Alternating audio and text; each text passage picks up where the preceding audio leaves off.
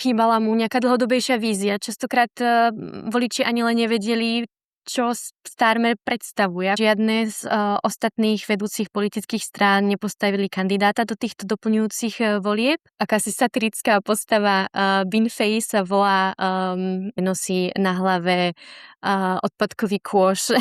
Čísla ukazují, že ta migrace se po Brexitu dokonce ještě zvýšila. No skôr je pravdepodobnejšie, o čom sa diskutuje, či náhodou by nevytvorili koalíciu strana reformistov a konzervatívna strana. A hlavne Nigel Farage to formuluje, že ten Brexit samotný nebol problémom, teda že to bola chyba konzervatívnej vlády, ako ten Brexit viedla, ale nie Brexit samotný.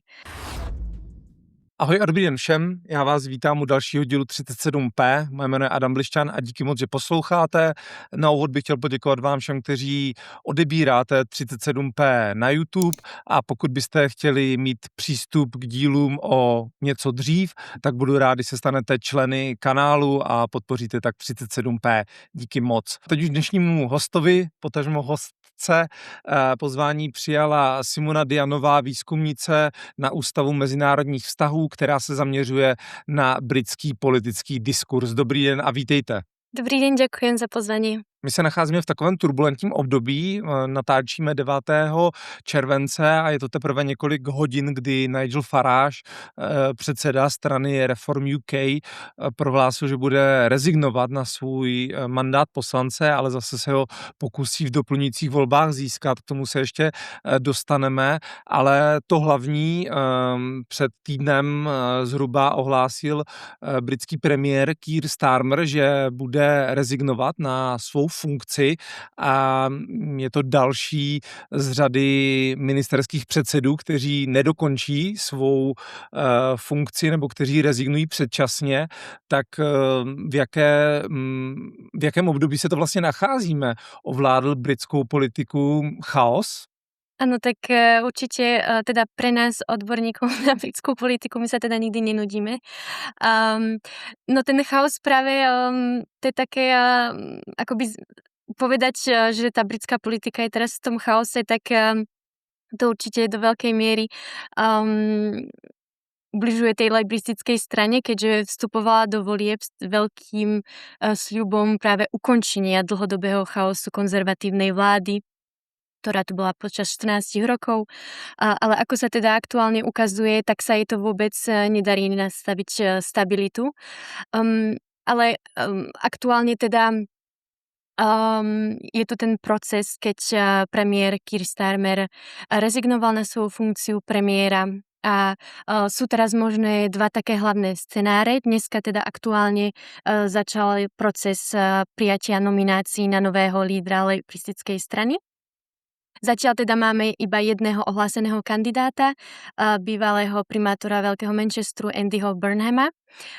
V prípade, že sa žiaden iný kandidát nepodá nomináciu, tak by ten proces mal byť na výmene postu premiéra celkom rýchly. Už v druhej polke júla by mohol byť Andy Burnham vymenovaný za nového lídra a automaticky teda premiéra, pretože vlastne pravidla neurčujú, že pri zmene lídra by mali byť vypísané nové všeobecné voľby, pretože strana má stále väčšinu v parlamente a tým pádom ako náhle bude vybratý nový líder, Keir Starmer prenechá funkciu tomuto novému lídrovi a král automaticky požiada tohto nového lídra o zostavenie novej vlády. Takže a počas tohto obdobia nominácií určite nemôžeme hovoriť o nejakom období bezvládia, pretože vláda Starmera stále vládne, aj keď je to taká zvláštna situácia, keď tí ministri sú už tak ako nejak pripravení, že budú možno čoskoro vymenení, ale ako nemôžu ešte ako prestať vládnuť. Čaká sa teda toho nového výberu. A já jsem někde zaznamenal datum 29.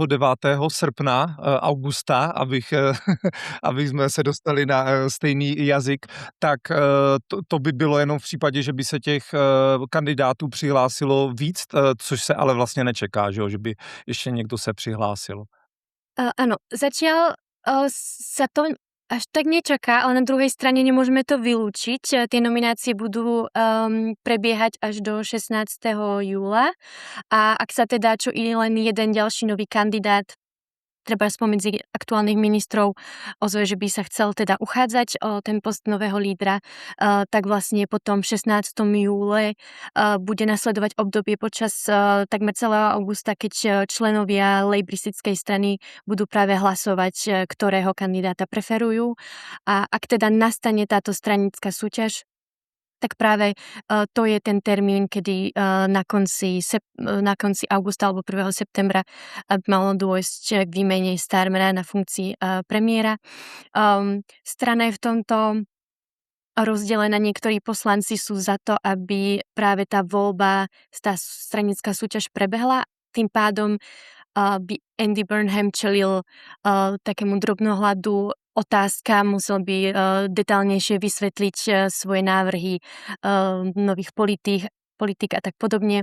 Ale druhá časť poslancov zase je za to, aby tá stranická súťaž práve že neprebehla, pretože by tam mohli byť viditeľné nejaké rozpory v rámci strany, ak by sa nevedeli dohodnúť, teda ktorého kandidáta preferujú.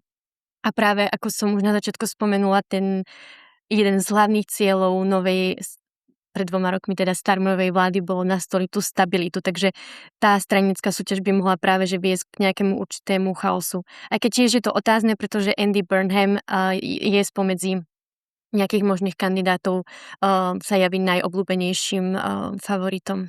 Možná, abychom si dokázali představit, jak se lejbristická strana vlastně z toho obrovského vítězství dostala poměrně rychle, nebo alespoň mně to tak přijde, sem do tady tohodle stavu, kdy Keir Starmer vlastně neví, kam dál, tak tu svou funkci položil, tak dá se říct, v čem on nejvíc zklamal Británii, nebo je to spíš jako než jeden hlavní problém, spíš série nějakých menších věcí? Povedala by som, že je to aj v dôsledku problémom, ktorých čelil a ktoré možno nevedel ovplyvniť, tak určite zdedil situáciu veľmi nízkeho ekonomického rastu, situácie, keď vlastne životné náklady sa zvyšujú, nerastie životná úroveň. Napríklad mzda v Británii už od krízy hospodárskej z roku 2008, vlastne už dávno pred Brexitom, až doteraz narastla iba o 1%, takže vlastne tie problémy, ktoré možno aj viedli k Brexitu, stále neboli naplnené, takže do takejto situácie Starmer prišiel a prišiel teda s veľkými sľubmi a zároveň teda aj veľkými očakávaniami tej verejnosti, že práve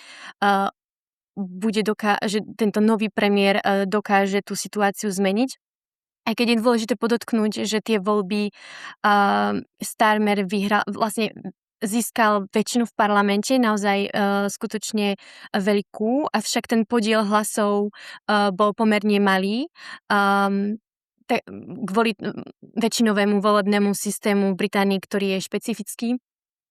A teda ešte čo som chcela poznamenať, že veľa voličov volilo Starmera, pretože sa chceli zbaviť predchádzajúcej konzervatívnej vlády Rishiho Sunaka, takže skôr než voliť Keira Starmera pre jeho osobnosť, pre jeho popularitu, tak to bol skôr naopak, že sa chceli zbaviť tej bývalej vlády. Takže to je ten taký jeden faktor, že už vstupoval do toho premiérskeho kresla s tým, že nemal až takú popularitu. A potom sú tam vlastne tie externé nejaké faktory, ktoré som na začiatku opísala. Ale čo je podstatné, je tiež to, akým sa stal politikom. Starmer bol vlastne predtým advokátom v oblasti ľudských práv, generálnym prokurátorom a teraz sa postavil do novej role politika. Jeho z jedných najväčších chýb bolo to, že nevedel dobre komunikovať to, čo chce práve v tej funkcii novej pre Britániu priniesť. Chýbala mu nejaká dlhodobejšia vízia. Častokrát voliči ani len nevedeli, čo Starmer predstavuje, akú má možno nejakú ideológiu, čo je jeho ten dlhodobejšie smerovanie. Taktiež možno mu chýbala istá charizma, ktorá je u politika niekedy kľúčová. V politike je dôležitejšie niekedy, než podrobne vysvetľovať do detailov politiky, povedať akýsi príbeh. Som tu, o čom som, čo chcem v tej krajine spraviť, aby bol život lepší. A to je jedna z vecí, ktoré mu boli dosť vytýkané.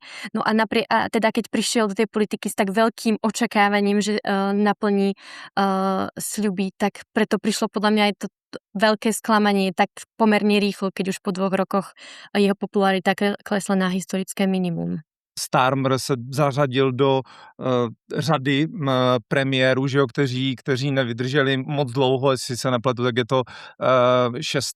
nebo byl to 6. premiér za 10 let vlastně od Brexitu, tak jako ta otázka se nabízí, dokáže někdo z Británií pohnout, nebo se možná Británie třeba kvůli Brexitu, a k tomu bych se chtěl ještě dostat, ale dostala do stavu, kdy je vlastně nereformovatelná. Povedala by som, že sú také hlavné 3 faktory, kvôli ktorým možno tie problémy sú pretrvávajúce a prečo sa tak často tí premiéri menia. Tak prvá samozrejme je osobné zlyhanie jednotlivých lídrov.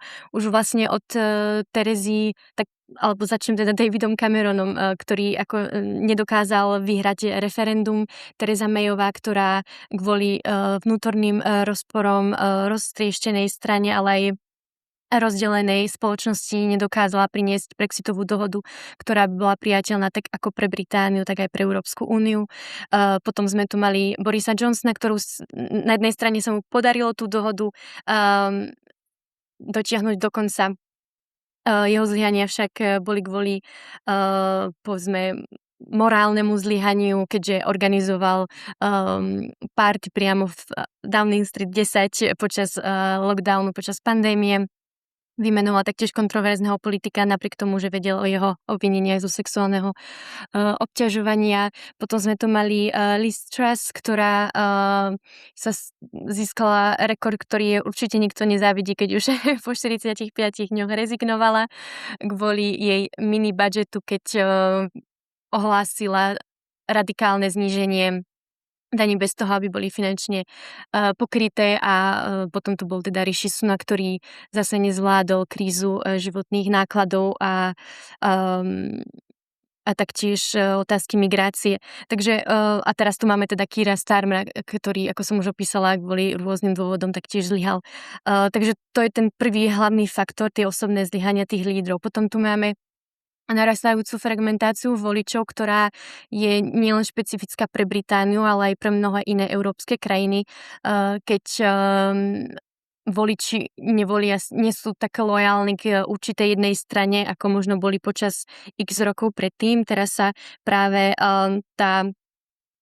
ktorú stranu volia, ako tie názory rýchlo menia, majú pocit, že tie tradičné strany pre nich prestávajú fungovať, neprinášajú im tie výsledky, nejaké citeľné zlepšenie životnej úrovne a tak hľadajú alternatívu u iných, často teda populistických pravicových alebo populistických ľavicových stranách. No a potom by som povedala, čo je aj bol možno jeden z problémov Keirovej, Starmerovej vlády je rozpor alebo častejšie nezhody medzi vládou a jeho vlastnými poslancami v parlamente, ktorí a to je dlhodobejší problém, keď prestávajú byť menej lojálnymi a viac sa nechcú už tak ako naslepo nasledovať nejakú tú hlavnú linku vlády, ktorá ako v britskom aspoň systéme teda im akoby nejak diktuje dopredu, ako musia s tou stranou politickou hlasovať pri jednotlivých politikách.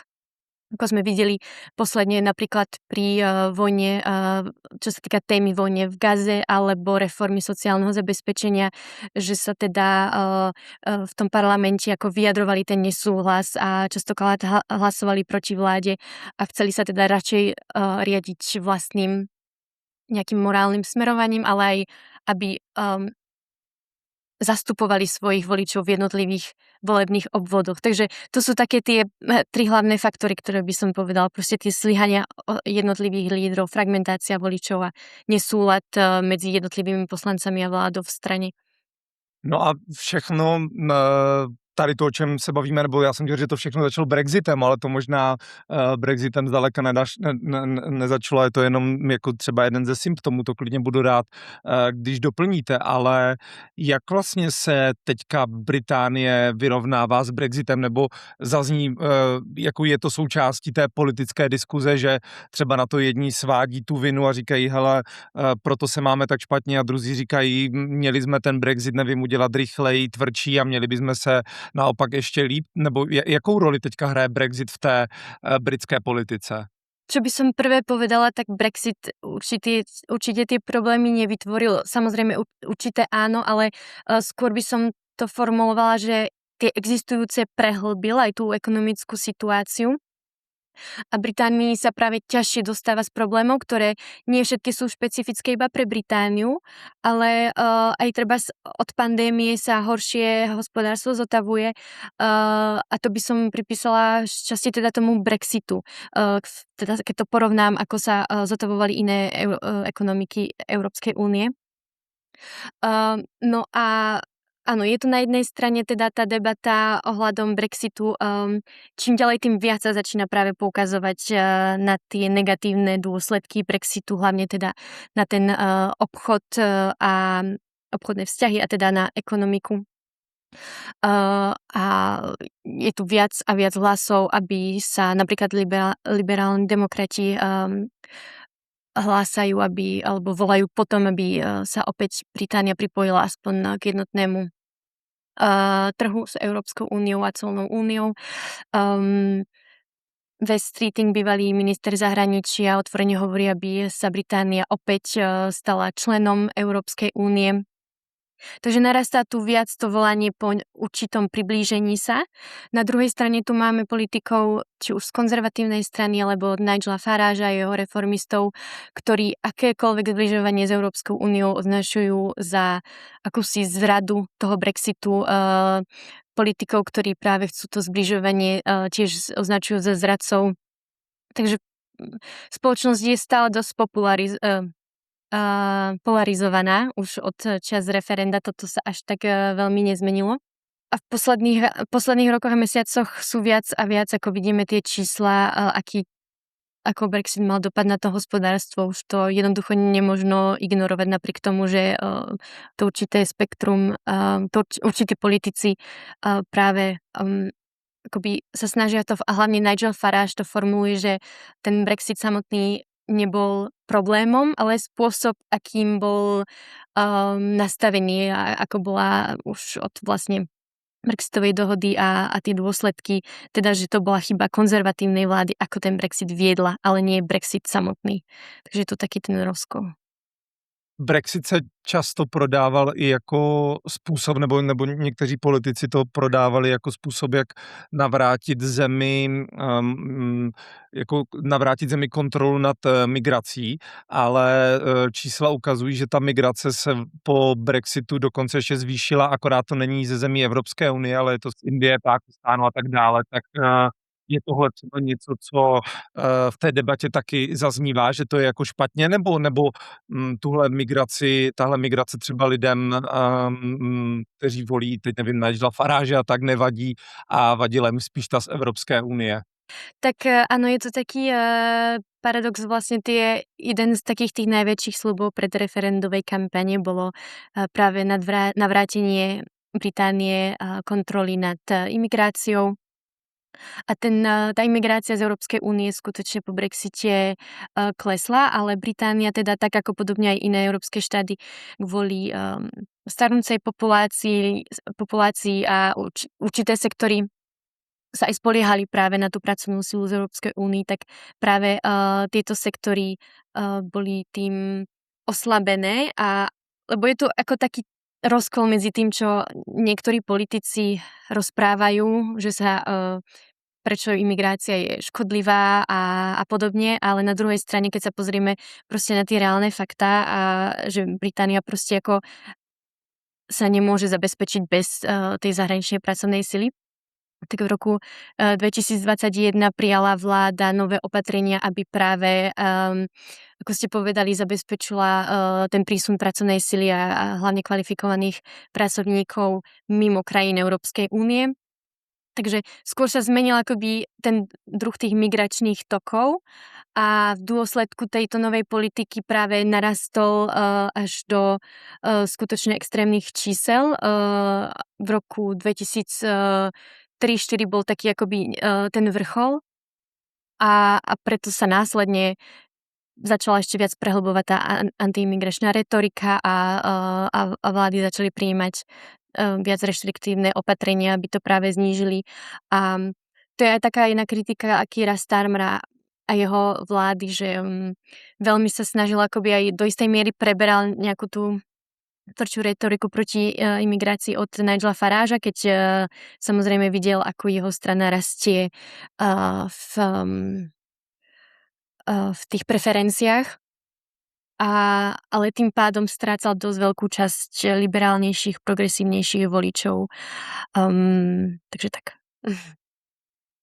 Když to tak poslouchám, jenom aby jsme si to možná dokázali my v České republice nebo třeba i posluchači na Slovensku představit, protože vlastně možná ty problémy, které řeší Británie, tak jsou v něčem jako podobné. Je to, protože mám taky pocit, že v České republice nebo třeba na Slovensku je prostě spousta lidí, která je naštvaná z toho, jaká je jejich životní situace, že se všechno zdražuje, že nemůžou třeba získat už bydlení tak, jak dřív, rodí se méně dětí. Dalo by se říct, že vlastně ty problémy, které řeší Británie, jsou jako podobné jako třeba u nás v Česku na Slovensku, nebo je tam něco, co třeba opomíjím, protože prostě tu Británii tak dobře neznám? Tak povedala by som, že sú tam určite podobnosti, hlavne aj ako ste na začiatku naznačili, že sú tam tie problémy so životnou úrovňou a povedala by som, že určite v niektorých častiach Británie je to opodstatnené, keď je tam väčšia prítomnosť tých zahraničných pracovníkov. A ľudia majú teda viac pocit, že tá práca je preberaná teda tými zahraničnými pracovníkmi. Ale tak keď to pozrieme sa na to tak celkovo, na tú krajinu, a to je teda, by som povedala, podobné aj s inými európskymi krajinami, tak jednoducho tie krajiny v aktuálnej situácii a so starnúcou populáciou, taktiež s rôznymi odvetviami, kde proste tie pracovné miesta nie sú tou domácou populáciou obsadené. V Británii napríklad ako veľká potreba ľudí v sociálnych službách, v zdravotníctve, v cestovnom ruchu a bez nich sa proste ako tá krajina nezaobíde, ale to netvrdím, ale že nie je ako keď aj v Británii teda v tých 2023, keď tá migrácia skutočne veľmi narastla, tak ako nevravím, že nejaké opatrenia alebo nejaká reforma by nebola potrebná, ale tá súčasná retorika populistickej pravice od Nigela Faragea o nejakých obrovských deportáciách obyvateľstva a zbavovania sa zahraničných pracovníkov, to skutočne nie je cesta k tomu, aby sa životná úroveň v Británii zlepšila. To je proste nachádzanie takého obetného baránka, proste zhadzovanie vinu na niekoho, keď ten systém prestáva fungovať. Ale to proste jednoducho nie je riešením. Překvapilo vás, jak dokázal Nigel Farage se vrátit z nějakého, já nevím, politického důchodu? Já jsem ho totiž vnímal jako člověka, který je vlastně odepsaný po tom, co se ukázalo, že třeba po Brexitu je spousta těch slibů, které on říkal, tak vlastně nebyly pravdivé. Tak jak to, že dokázal zase tenhle člověk se vrátit na nevím, jestli politické výsluní, teď teda zažívá možná ne úplně jakoby lehké období z hlediska toho, že se ukázalo, že lhal o nějakých financích, že jo, ale možná jenom než se dostaneme k tomu samotnému, té jeho rezignaci, která je teprve několik desítek hodin stará, tak jak se dokázal Nigel Farage vrátit zase do čela britské politiky nebo stát se jednou z těch nejvýraznějších figur, aspoň pro nás v zahraničí třeba, nevím, jak důležitý je vyloženě v Británii, protože je teď jenom jeden z řadových poslanců, že jo? Áno, tak je to pozoruhodné. On sa vlastne veľmi dlho snažil dostať do britského parlamentu. Dlho sa mu to nedarilo a bol skôr poslancom takým protestným mimo Westminsteru. Najprv teda začínal v Európskom parlamente, kde ostro kritizoval Európsku úniu. Ďalej založil, teda stal na čele strany nezávislosti Spojeného kráľovstva. Hral významnú rolu počas predreferendovej kampane. Napriek tomu, že neviedol tú hlavnú kampaň za odchod z únie, tak bol jedným z hlavných postav, ktorý ovplyvňoval tú emotívnu retoriku kampane. Potom sa však odmlčal, bolo to vnímané ako, že dosiahol jeden z tých najväčších jeho cieľov. Avšak vrátil sa roku 2019 s jeho stranou, Brexitovou stranou. Podarilo sa mu Nigelovi Farageovi významné politické zisky, najmä vo voľbách do Európskeho parlamentu. Prvý taký významný zisk bol už v roku 2014. On teda vďaka tomu dokázal tlačiť na Davida Camerona. Bol to jeden z dôvodov, prečo cítil Cameron taký tlak, že už musí vyhlásiť referendum. No a teda potom sa teda stal tým, postavil do čela reformistov. Takže napriek tým zmenám, že sa proste v niektorých obdobiach odmlčal, vždy sa potom vrátil a opäť sa snažil dostať do britského parlamentu, čo sa mu teda v posledných voľbách v roku 2024 podarilo. A teraz hýbe britskou politikou. Z toho takého politika na tej periférii je politik, ktorý ako neviem, čo sa stane ešte do roku 2029, keď majú byť všeobecné voľby v Británii, ale zatiaľ teda vedie v prieskumoch. Jeho strana je aktuálne okolo nejakých 25%, lejbristi a konzervatívna strana, teda tie doteraz tradičné strany, ktoré tu vládli počas 10 ročia, sú aspoň o 5 percentuálnych bodov nižšie. Takže skutočne stal sa významnou osobnosťou, ktorá hýbe britskou politikou. Teďka k těm jeho obviněním. Proč vlastně on řekl, že bude rezignovat na mandát toho poslance a myslíte si, že se mu povede znovu uspět, protože on hned řekl, že vlastně bude kandidovat zase hned v těch doplňujících volbách, aby to křeslo znovu získal a vlastně si tak jenom vlastně řekl trošku o důvěru v tom svém obvodu volebním. No áno, tak teraz teda čelí tým škandálom a javia sa byť ako naozaj dosť veľké problémy pre ňoho.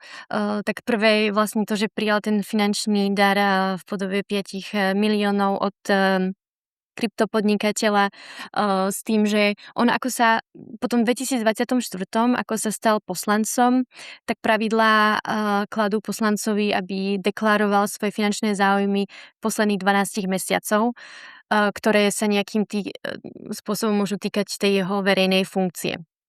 On preto tvrdil, že tento finančný dar bol jeho darom ako osobným, bezpodmienečným, nejak tú jeho verejnú funkciu neovplyvnil, že mal slúžiť na jeho osobnú bezpečnosť. Potom však trošku zmenil ten príbeh a tvrdil, že je to za jeho dlhodobú snahu dosiahnuť odchod Británie z únie. Takže tiež ako tie vysvetlenia neboli jednotné a menil ich. Čo však je zásadné, pretože sa rozhodol rezignovať, je to, že niektorí bankári túto záležitosť priniesli agentúre pre vyšetrovanie zločinu, pretože majú podozrenie, že peniaze pochádzajú z prania špinavých peňazí z nelegálnej činnosti. No a zároveň sa to ako nabalilo na ďalší škandál, že prijal taktiež ďalšie finančné dary od iného kryptopodnikateľa, tentokrát človeka, ktorý bol už súdený pre rôzne finančné zločiny. A o to je to akoby ešte o niečo možno väčší škandál. V tomto prípade mal finančné prostriedky používať napríklad tento podnikateľ prenajímal byt 5-poschodový blízko Buckinghamského paláca, ktorý práve Nigel Farage využíval alebo mu zabezpečil tým, na sociálne médiá počas kampane predvolebnej. Takže takýmto spôsobom nejak ako využíval túto finančnú podporu. No a teraz v útorok teda rezignoval. Jeho kritici tvrdia, že je to spôsob, akým sa snaží ako zamiesť tieto škandály pod koberec. Avšak dôležité je povedať, že počas obdobia prípravy volieb a konania volieb je toto vyšetrovanie pozastavené. Avšak ako náhle, či už ich vyhrá alebo prehrá, vyšetrovanie bude pokračovať ďalej. Takže je to skôr také ako oddialenie toho problému, než ho úplne ako nejakým spôsobom takto vyriešiť. A čo je prekvapujúce, že žiadne z ostatných vedúcich politických strán nepostavili kandidáta do týchto doplňujúcich volieb. Prejav akéhosi protestu, chcú tieto voľby bojkotovať a preto aktuálne sa postaví ako jeho oponent iba akási satirická postava Binface sa volá. Je to teda britský komik, ktorý takto už kandidoval v iných voľbách. Je to istý, on teda je typický svojim strieborným plášťom a tým, že nosí na hlave odpadkový kôš. A takéto rôzne satirické postavy sú ako v britskej politike celkom typické. Je to taký spôsob protestu proti politikom, ktorí sa berú ako príliš vážne, že sú ako vrcholní štátnici, ale taktiež je to spôsob, ako pripútať alebo prilákať viac ľudí k tým voľbám, aby mobilizovali občanov a volili. Takže vyzerá to, že v týchto voľbách bude Nigel Farage čeliť Binfaceovi. Já když jsem to viděl, tak jsem si říkal, že to je jako úplně absurdní, ale jako chápu, že to tak asi připadá více lidem. Co říkáte na to rozhodnutí těch ostatních stran, že nepostaví své kandidáty? Určite ma to prekvapilo, kým som vlastne vedela, či toho nejakého kandidáta postavia, tak som práve nad tým premýšľala, že akú taktiku zvolia a tiež som si vravela, že je to možno príležitosť, ako sa aspoň pokúsiť Nigela Faragea odstaviť. Je to však volebný obvod, ktorý predtým ako veľa voličov bolo pre Brexit a preto je tá podpora Faragea veľmi silná. Na druhej strane, keď som teda čítala v správach, že toho kandidáta ani jedna z nich nepostavila, tak tým, že sú v tomto akýsi ako jednotný, tak je to taký možno efektívnejší spôsob takého protestu proti tomu, ako Farage sa v tej politike správa. Neviem, ešte by som podotkla takú situáciu, ktorá môže byť bizarná, že vlastne ak Nigel Farage tieto doplňujúce voľby vyhrá a vyšetrovanie bude pokračovať, predpokladá sa kvôli závažnosti tých obvinení, že mu bude pozastavený mandát a v prípade, že ten mandát bude pozastavený aspoň na 10 alebo viac dní, majú občania toho volebného obvodu Clacton možnosť spísať petíciu a aspoň 10% obyvateľov bude chcieť, aby Farage odstúpil z funkcie poslanca, tak budú mať vlastne túto právomoc to urobiť. A mohla by nastať situácia, keď teda bude nútený Farage po týchto doplňujúcich voľbách znova odstúpiť. Avšak v nových, ďalších, akoby druhých doplňujúcich voľbách mu ten systém nezabráni znova sa postaviť ako kandidát, pretože akoby tým posledným rozhodujúcim faktorom sú tí občania, takže ako nezabráni sa mu znova hlásiť o to miesto. Mohlo by sa teda stať, že do konca roka by sme tu mali dve tieto doplňujúce voľby a dvakrát Nigela Faragea, ktorý neviem teda, či vyhrá, ale mohla by taká situácia nastať.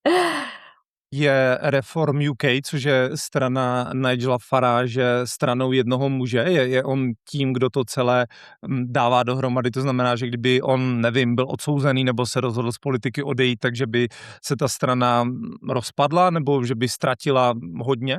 Predtým, než významní konzervatívni politici začali prestupovať do tejto do strany reformistov, by som povedala, že do veľkej miery bola, ale teraz, ako bola stranou Nigela Faragea, ale teraz sú tam politici, ktorí majú svoje vlastné osobné ambície, napríklad Robert Jenrick, bývalý minister konzervatívnej vlády. Napríklad teraz, počas tohto obdobia, keď sa tie škandály A keď sa novinári pýtajú Faraža o týchto škandáloch, tak sám povedal, že sú to ako relevantné otázky a Nigel Farage by na nejako mal odpovedať, takže ako istým spôsobom ho sám vyzýva, aby sa k tomu jasne postavil a vyjadril. A začne mať viac taký pocit, že ak by Nigel Farage tú stranu neviedol, že potenciálne by možno neskončila, pretože sú tam práve títo iní bývalí konzervatívni poslanci, ktorí by veľmi radi využili príležitosť chytiť sa príležitosti stať sa predsedom. Ale samozrejme Nigel Farage stále zostáva veľmi efektívnym komunikátorom a veľa ľudí proste volí tú stranu, pretože ju Nigel Farage vedie. Takže nie som si celkom istá úplne predikovať budúcnosť. Vy jste publikovala výzkum, že jo, o tom, jak vlastně Brexit využívali britští premiéři, vlastně, nebo jak využívali strach vlastně v komunikaci o Brexitu, tak můžete možná říct, jakým závěrům jste došla, jak moc vlastně premiéři tuhle emoci využívali? Mhm. Tak ja som vlastne v tom mojom najnovšom výskume nadviazala už na predchádzajúcu analýzu. Ja som spočiatku sa zamerala na kampaň o zotrvaní v Európskej únii, ktorú viedol David Cameron pred referendum. Viac akoby strašili ľudí, aké budú rôzne ekonomické dopady potenciálneho Brexitu, než aby viac rozprávali o benefitoch členstva a viac vytvorili takú ako pozitívny obraz toho zotrvania. A tá kampaň bola nazývaná kvôli takejto stratégii Projekt Strach. A mňa teda zaujímalo vidieť, že napriek tomu, že táto stratégia v politickej retorike bola do istej miery odmietnutá, keďže ako tá kampaň nepodarilo sa jej vyhrať referendum. Tak ma zaujímalo, do akej miery ten strach tej britskej retorike pokračoval aj počas roku, keď sa vyjednávala brexitová dohoda a až do doby po Brexite. No a vo výskumu som teda pozorovala, že ten strach napriek tomu, že ako nebol až tak dominantný, bol približne v jednej ako tretine v rámci tej komunikácie počas 8 rokov, ktorú som analyzovala. Ale čo bolo také významné, čo som tým výskumom ako priniesla, bolo to, že ten strach bol využívaný nie ako konštantne, neustále, čo by sa mohlo ako pripísať, že proste strach je nejakým typickým prvkom tej retoriky o Brexite, alebo prítomný v špecifických obdobiach, keď bola nejaká určitá, keď premiéri čelili výzvam a tá politická atmosféra bola oveľa hustejšia. Napríklad počas tých rokoch, keď Theresa May sa snažila presadiť svoju brexitovú dohodu, tak častokrát využívala strach na to, že tvrdila, že ak poslanci teda nebudú súhlasiť s tou brexitovou dohodou, tak to bude značiť ako veľký chaos pre tú krajinu a nebude naplnené proste ten sľub v referende. Používali rôzne metafory ako vojny, že z toho brexitového vyjednávania sa stal akýsi súboj v tom parlamente a tí, ktorí proste boli proti tvrdému brexitu, boli zradcovia a tak podobne.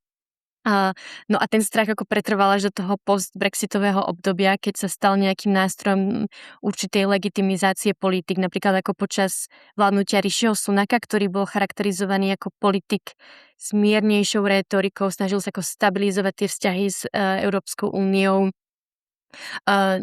Nie je to politik charakterizovaný ako populistickým jazykom, ako treba Boris Johnson, tak aj napriek tomu využíval strach k tomu, aby ako porovnal tú Johnsonovú brexitovú dohodu, prečo ako vytvára veľkú neistotu, aké rôzne negatívne dôsledky k tomu prináša. K tomu tak ako používal emotívny jazyk, aby to ako porovnal s tou svojou reformou tej dohody, prečo je lepšia. Takže do istej miery sa snažil tým legitimizovať. Takže vlastne ako som pozorovala, že ten strach je stále prítomný v britskej rétorike o Brexitu používaný na určité ciele politické. Když se vrátím zpátky k volbám, tak nebo možným volbám, tak ty teda Velkou Británii ještě pár let nečekají asi, ale zase na druhou stranu Británie má jako hodněkrát v minulosti zažila takový ty jako narychlo svolaný volby nebo předčasné volby, aby si nějaká strana, že jo, nebo ta vládnoucí strana typicky, která ty volby může vyvolat, tak potvrdila nějakou pozici. Myslíte si, že by v případě, že reform s Nigelem Faragem budou pořád favoriti, že třeba ty dvě do té doby nebo doteď vlastně hlavní strany Labour a konzervativci, že by třeba mohli vytvořit, teď nevím, nějakou jako koalici, aby zastavili nástup té krajně pravicové strany, nebo na to jsou si moc vzdálené a tohle spíš jako se nestane? Mhm. No skôr je pravdepodobnejšie, o čom sa diskutuje, či náhodou by nevytvorili koalíciu strana reformistov a konzervatívna strana, keďže na tom v politickom spektre sú ako na tej strane pravice, sú si bližšie názorovo taktiež vo vzťahoch k Európskej únie, nechcú zbližovanie, obe strany to nazývajú tie posledné pokusy o nejaký ten reset tých vzťahov súčasného premiéra Starmera označovali za zradu, aj čo sa týka takej tej silnejšej protimigračnej retoriky sú si bližšie. Takže ako keď sa rozprávame o nejakej možnej koalícii, toto je pravdepodobnejší scenár. Na druhej strane, čo sa týka otázky, či by lejbristická strana ako tie voľby vyhlásila, sú isté hlasy z lejbristickej strany alebo skôr z tých opozičných strán, ktorí hlásajú, že ak by sa Andy Burnham stal novým premiérom, tým, že sa premiérom stane automaticky, tak že jeho vláda nebude mať vlastne ako ten mandát toho ľudu, že nebol zvolený v riadnych voľbách a teda tlačia, aby tie voľby boli vyhlásené. Taktiež z hľadiska Andyho Burnhama je dosť limitovaný vo svojom vládnutí manifestom, teda takým tým návrhom politik, ktoré lejbristická vláda chce ako presadiť počas svojho volebného obdobia, teda manifestom, ktoré bolo spísané pred voľbami. Každá strana ako takéto manifesto vydá a na tom základe je zvolená v tých voľbách. No a Andy Burnham, keby chcel proste presadiť oveľa radikálnejšie zmeny a reformy, musel by ísť akoby na to manifesto, čo proste v britskej politike sa tí ako politici držia toho manifesta, pretože to sú sľuby, na ktorých tí voliči zvolili. Takže ak by chcel robiť väčšie zmeny, musel by už len kvôli tomu, ako možno vyhlásiť tie voľby, aby s ním do tých volieb šiel s novým manifestom. Takže sú rôzne otázniky, či budeme mať skoršie voľby než v tom roku 2029.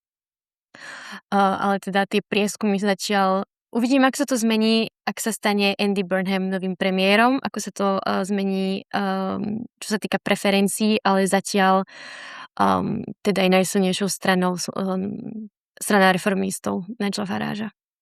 Jaký tohle všechno, o čem se tady bavíme, má dopad na Skotsko, které i historicky bylo víc proevropské, už jednou tam proběhla, nebo možná víckrát proběhlo referendum o samostatnění Skotska. Je třeba tohle otázka, která se zase vzhledem k tomu, co se děje, dostává na pořad dne, nebo teď ne? Tak na jednej strane Andy Burnham hlása, že ak sa stane novým premiérom, tak by chcel práve viac právomocí prenášať ako viac na samosprávy, aby vlastne regióny mali svoje vlastné finančné prostriedky, s ktorými môžu manipulovať, keďže lepšie vedia a poznajú tie lokálne problémy. Ale vraví sa, že ako ako chce decentralizovať tú moc z Londýna, sa zastaví vlastne ako na tej hranici Anglicka, že sa to ako myslí iba na to Anglicko.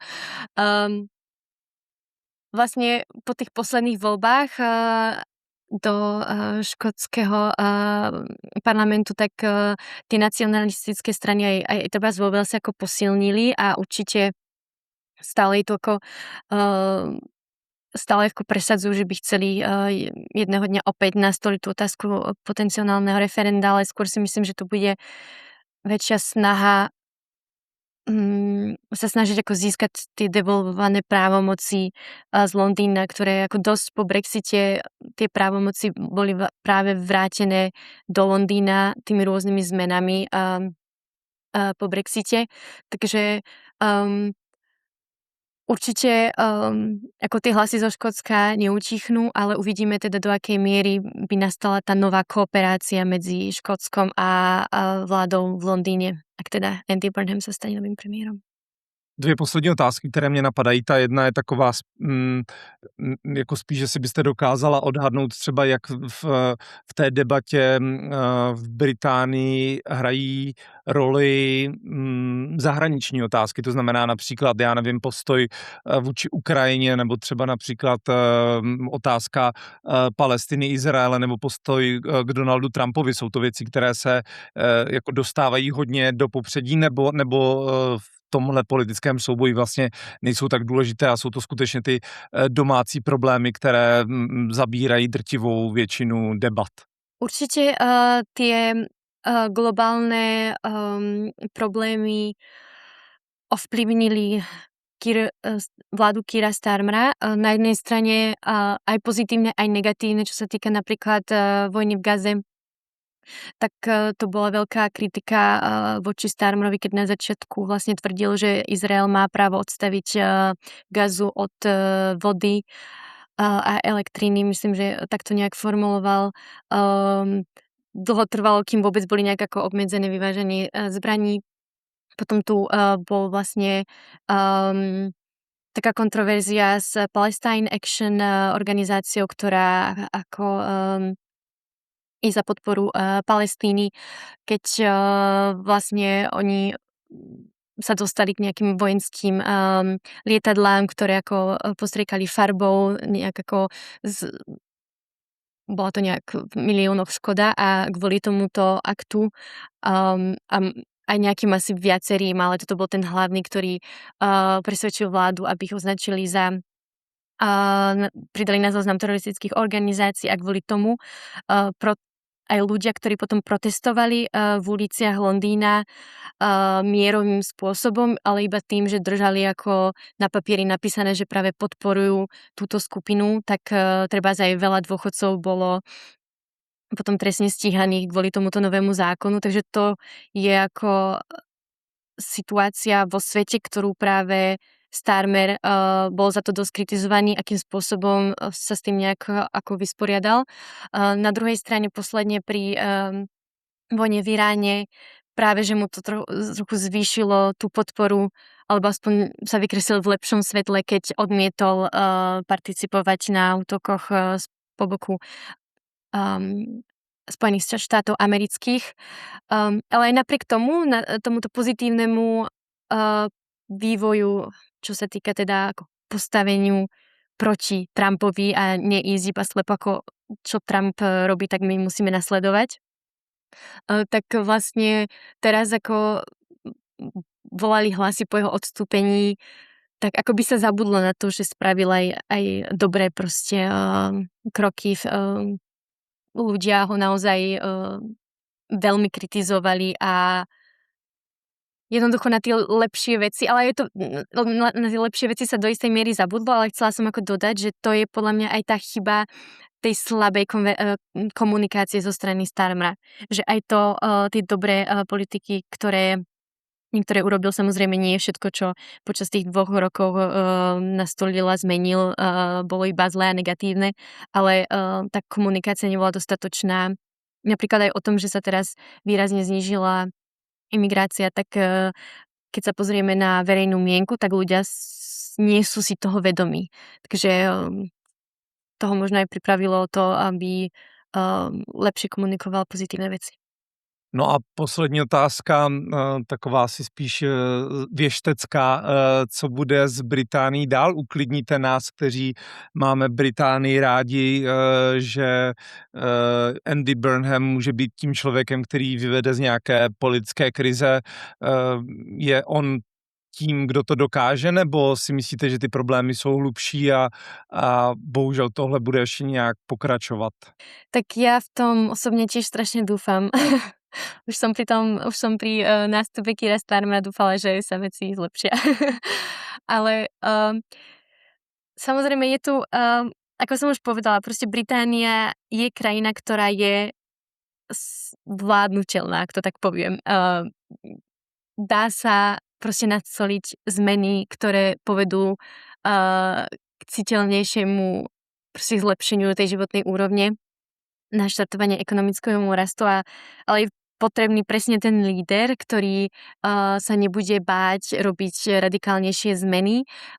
Taktiež bude potrebné, aby vedel nejak koordinovať tú spoluprácu medzi ministrami v rámci vlastne tej vlády a taktiež vedieť mať tú schopnosť tej komunikácie, akoby predať to, čo robí tej populácii.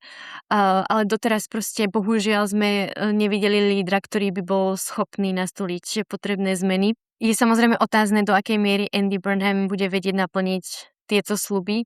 Je politik, o ktorom som počula, že má rád, keď je ľuďmi ako milovaný, obdivovaný, takže je otázne, do akej miery bude vedieť možno presadzovať zmeny, ktoré sú nepopulárne, ale nutné a ako to bude vedieť predať tej populácii, že síce toto musíme spraviť, bude to ťažké, ale pre takúto možno lepšiu budúcnosť. Takže je to otázne, ja osobne dúfam, že sa mu to bude lepšie dariť než Keirovi Starmerovi, ale iba čas ukáže. Je to tak. No, každopádně během prázdnin bychom se teda asi měli dozvědět, kdo bude příštím nebo dalším britským premiérem, tak tu situaci určitě budeme sledovat.